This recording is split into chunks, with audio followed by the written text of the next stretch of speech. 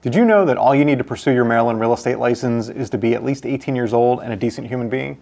Hi, I'm Peter Boskus with Red Cedar Real Estate, and today we're discussing the steps you need to take to become a licensed real estate agent in Maryland.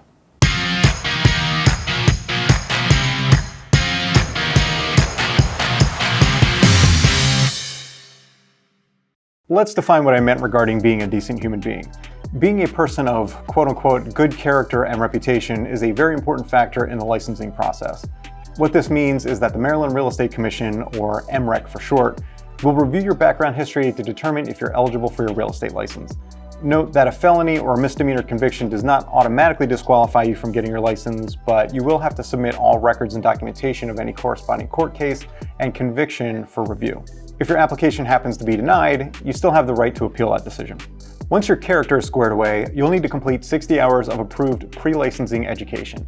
The cost of that ranges between $200 and $400 and can be completed in person or online. Choosing your method of classes is a personal choice. Some people flourish in in-person settings where you can interact with classmates and your instructor, and others, especially after the last couple of years of online meetings and trainings, have learned to do well in online instruction settings. Most of the online classes are straight coursework without any instructor. So basically, you'll be reading educational texts and then completing periodic quizzes and tests to confirm you're retaining the material. Be mindful that the online courses usually have a date by which the coursework has to be completed before the access expires. So at that point, they'll allow you to retain access to the coursework, but you're going to have to pay an additional fee. Usually that means you have about a year to complete the class once you get started. If you decide to go the online route, the website, theceshop.com, has a good reputation and they provide excellent materials. There's a discount code in the summary below to help you offset your cost. Keep in mind, most in-person real estate schools are actually affiliated with a real estate brokerage, with the idea that the instructor is going to use this time you spend in training to influence you to join their particular company. Be sure to keep your options open and explore different opportunities, though. You definitely don't need to sign with the company you train with, especially since up to this point, this will probably be your only experience with a brokerage. Most classes, whether online or in person, will offer some type of exam preparation for the next step in the process. Be sure if they offer it that you take advantage, as some of the test questions in your exam prep are taken directly from the final exam. After completing the educational requirements, your instructor will submit your certificate of completion to PSI, which is the provider of the Maryland Real Estate License Exam. And they're also a national provider for state licensing exams across the country. From there, you'll receive a confirmation email from PSI with instructions on how to schedule your exam. In most cases, your exam will need to be completed in front of a proctor at a local testing facility. Within 1 year of completing your 60-hour pre-licensing course, you must take and pass both portions of the Maryland Salesperson Licensing Exam. The national portion of this exam consists of 80 questions and a 90-minute time allowance, and the state portion consists of 30 questions and a 30-minute time allowance. The minimum passing score for each section is 70%. The exam is administered on the computer, so you'll know if you passed immediately after taking the exam. If you only pass one or neither portion of the exam, you can retake them as many times as necessary within a 12-month period. Of course, you'll have to pay for the subsequent tests. If you didn't pass, you can't reschedule on the same day, but you can reschedule within 24 hours.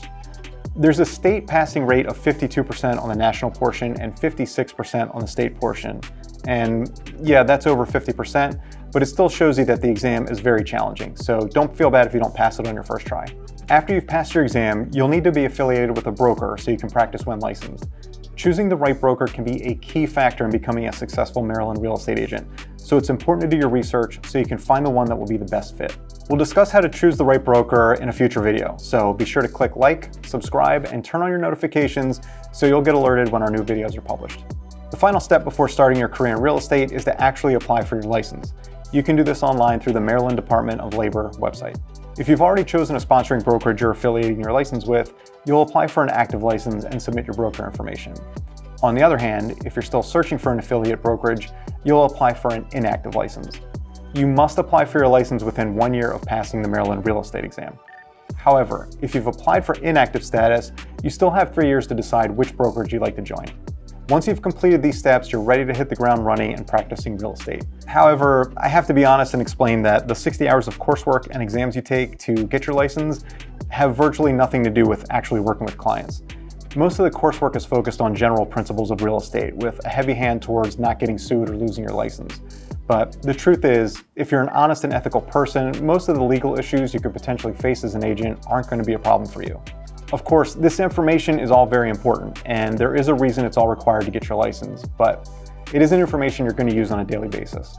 That type of information, like what's in a real estate contract, how to run a comparative analysis, and where to find potential clients, that's not going to be taught in a licensing course. That information comes from the broker, and that's why it's so important to align yourself with a good company with a strong local reputation in the industry and with the intention to help you become successful. Again, be sure to check out our future video on how to make that choice in the near future.